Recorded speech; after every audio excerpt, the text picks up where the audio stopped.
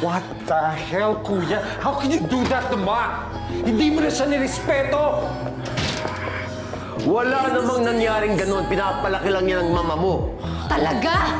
Huwag ka na magsinungaling, Kuya. Kung di mo pinatulan si Divina, di sana hindi ganito karaming problema natin. Now what? Sinisindak tayo ni Brando! Si Brando? Hindi ko kinakatakutan si Brando. Hindi ako natatakot kahit kanino!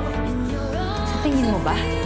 May naluloko ka sa pagpatol mo kay Divina? Wala! Pinapaikot ka lang niya! Alam nyo, kayong dalawa. Ikaw, at lalo ka na. Wala kayong karapatang questionin o pagdudahan kahit anong ginagawa ko. Dahil ako lang ang kumikilos para sa pamilyang ito. Wow! Para sa pamilya talaga? Yung ginawa mo kanina? Para sa pamilya? Hindi yun ang nakita ko! Hindi yung nakita mo? Shut up! Yung nakita mo? Shut up! Can you two get your act together? Hindi ko sinasabi na magkabalikan kayo. Ang sinasabi ko lang, huwag na natin dagdagan ang mga problema natin. Pwede? This is my first term as mayor. Hindi pa mainit ang kinauupuan ko, Ma. Ang dami na nating problema. Ang dami ng skandalo. Pag ako minalas, Kuya, ako'y mawawala bilang mayor. Kung di tayo magkaisa!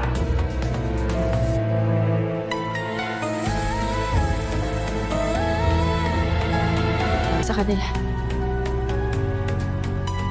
Rin, ano? Hindi tayo pwede umalis dito. Mahuhuli tayo ni Rigor at saka nawarningan mo na sila. Okay na yun. Hindi lang ako kay Tanggol nag-aalala. May nakuha kaming witness na kinulong niya sa hideout niya. Kung makuha yun ni Sir Rigor. Sinong witness yan? Si Lucio, leader ng Red Phoenix. Buhay pa yun? Oo. At nirecord namin lahat ng sinabi niya. Ako ang leader ng Red Phoenix.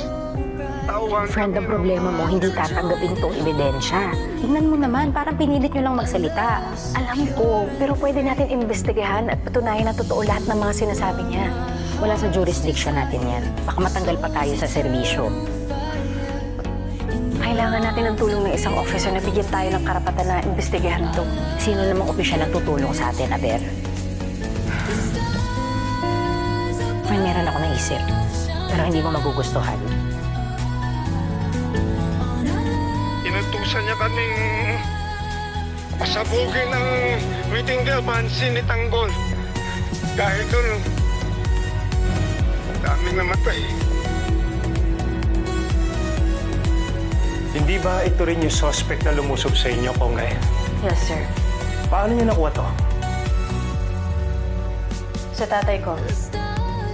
Nakuha yan ng tatay ko. Yan din yung dahilan kung bakit nilusob kami sa bahay. Hindi sapat na ebidensya to. Alam ko, sir. Kaya kailangan namin ng tulong mo. Gusto ko sanang imbestigahan kung totoo talagang sinasabi ng taong to. Sir, hihingi po sana kami ng permiso para maimbestigahan po ito. Kailangan po namin ng file sa evidence room. Malaking tulong to para idin ng mga gerero at mapatunayan na si Tanggol talaga ang nanalo sa eleksyon.